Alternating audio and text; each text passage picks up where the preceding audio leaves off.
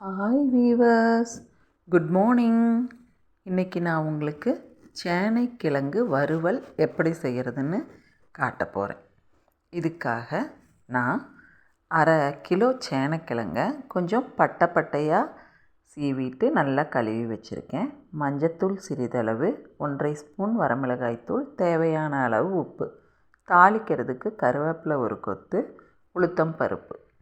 சேனைக்கிழங்கு நல்லா கழுவி வச்சுருக்கோம் இல்லையா, அதைய ஒரு வானிலையில் எண்ணெய் ஊற்றி எண்ணெய் காஞ்சதுக்கப்புறம் போட்டு நல்லா பொன்னிறம் ஆகிற வரைக்கும் வறுத்துக்கோங்க.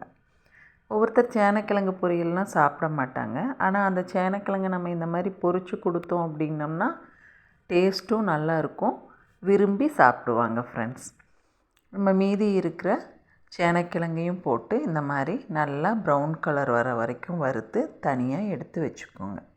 அதே வடைச்சட்டியில் இத்தினோண்டு எண்ணெய் ஊற்றி சிறிது கடுகு, உளுத்தம்பருப்பு, கருவேப்பிலையும் போட்டு வதக்கிட்டு மஞ்சத்தூள், வரமிளகாய்த்தூள், உப்பு 3 எடுத்து வச்சுருக்கோம் இல்லையா, அதை போட்டு ஒரு பிரட்டிட்டு நம்ம எடுத்து வச்சுருக்கிற சேனைக்கிழங்கையும் சேர்த்து சிம்மிலையே வச்சு ஒரு 5 நிமிஷம் வதக்குனிங்கன்னா மொறுன்னு சேனைக்கிழங்கு வறுவல் சூப்பராக ரெடி ஆகிடுச்சு.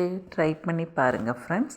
என்னோடய வீடியோஸ் உங்களுக்கு பிடிச்சிருந்தது அப்படின்னா சப்ஸ்கிரைப் பண்ணுங்கள், லைக் பண்ணுங்கள், ஷேர் பண்ணுங்கள்.